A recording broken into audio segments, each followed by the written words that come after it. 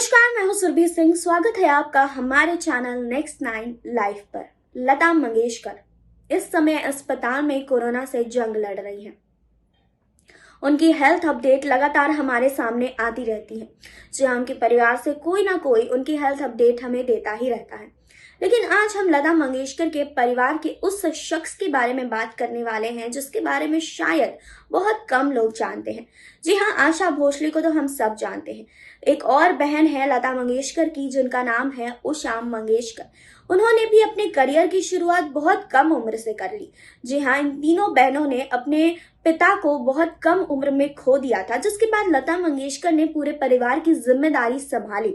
उषा मंगेशकर ने भी अपने करियर की शुरुआत बहुत छोटी सी उम्र में कर दी और लगातार 60 साल की उम्र तक उन्होंने काम भी किया है।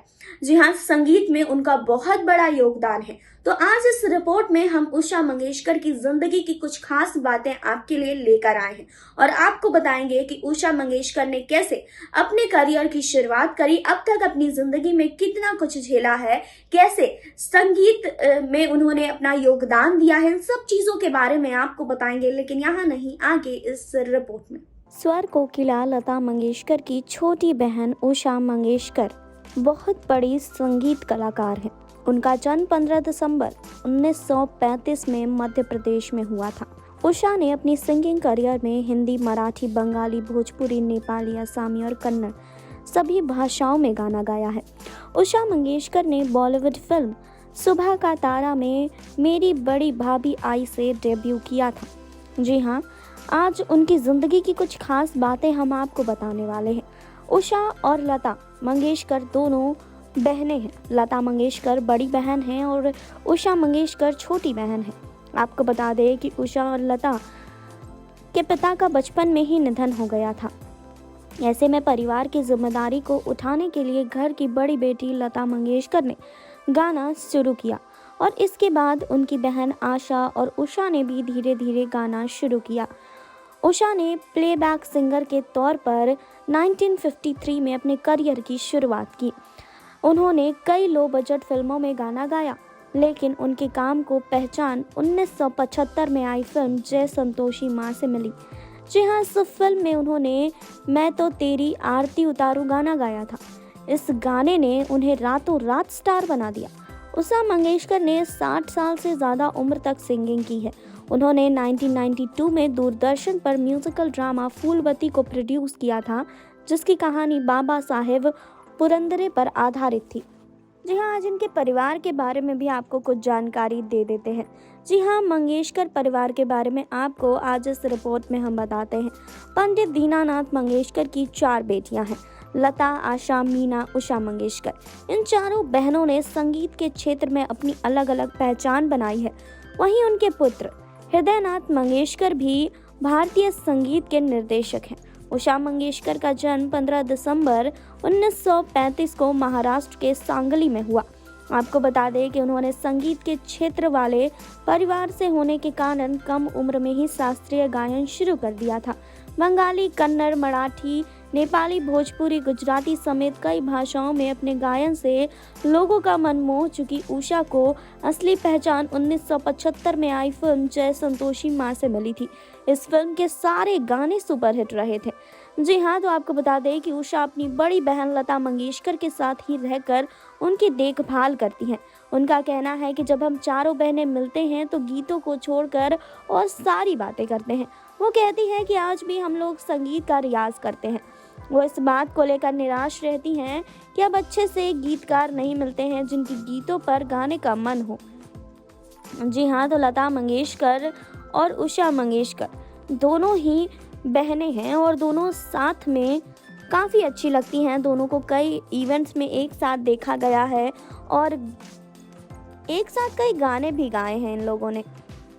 वहीं उषा मंगेशकर अपनी बहन लता मंगेशकर के साथ बहुत खूबसूरत बॉन्ड शेयर करती हैं। एक बार एक इंटरव्यू में उषा ने अपनी बहनों से रिश्ते के बारे में बात करते हुए कहा था कि हम तीनों बहनें जब साथ होती हैं तो कभी संगीत पर बात नहीं किया करते, जोक सुनाते हैं, हंसी मजाक करते हैं, खाना बनाते हैं। लता दीदी का रास्ता ऐसा ही है, आशा दीदी का रास्ता वैसा है और मेरा रास्ता उस तरह का है। जी हाँ, अलग अलग स्टाइल से हम सब गाते हैं। कोई एक दूसरे को कॉपी नहीं करता।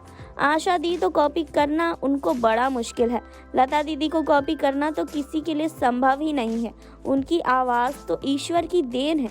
जी हाँ, तो मंगेशकर परिवार ने देश को कई उम्दा सिंगर्स दिए हैं, ये हम सब जानते हैं। ऐसे में हम आपको बता दें कि इनके घर में सिर्फ सिंगर्स ही हमें देखने को मिले हैं। चारों बहनें सिंगिंग के क्षेत्र में काफ़ी अच्छी हैं। वहीं उषा मंगेशकर को लेकर आपको बता दें कि उषा अपनी बहन लता के बहुत करीब मानी जाती हैं। जी हाँ, उषा मंगेशकर ने अपने रीसेंट इंटरव्यू में लता मंगेशकर की तबीयत को लेकर भी बात की थी और बताया था कि अब लता मंगेशकर की तबीयत कैसी है और उन्हें कब तक डिस्चार्ज किया जा सकता है। फिलहाल तो लता मंगेशकर अस्पताल में हैं और उनकी तबीयत ज़्यादा खास नहीं है, लेकिन डॉक्टर्स लगातार निगरानी बनाए हुए हैं और लता मंगेशकर की देखभाल कर रहे हैं। जी हाँ, तो आपको बता दें कि क्यों इनके डिस्चार्ज में देरी हो रही है, इसको लेकर उषा मंगेशकर ने अभी हाल ही में बात की। लता मंगेशकर के फैंस तब से परेशान हैं जब से कोरोना पॉजिटिव पाई गई हैं लता मंगेशकर। लगातार फैंस उनके लिए चिंता व्यक्त कर रहे हैं। जी हाँ, आपको बता दें कि लता दी की बहन उषा मंगेशकर को दुख है कि वो अपनी बहन का हाल लेने के लिए अस्पताल नहीं जा सकती हैं।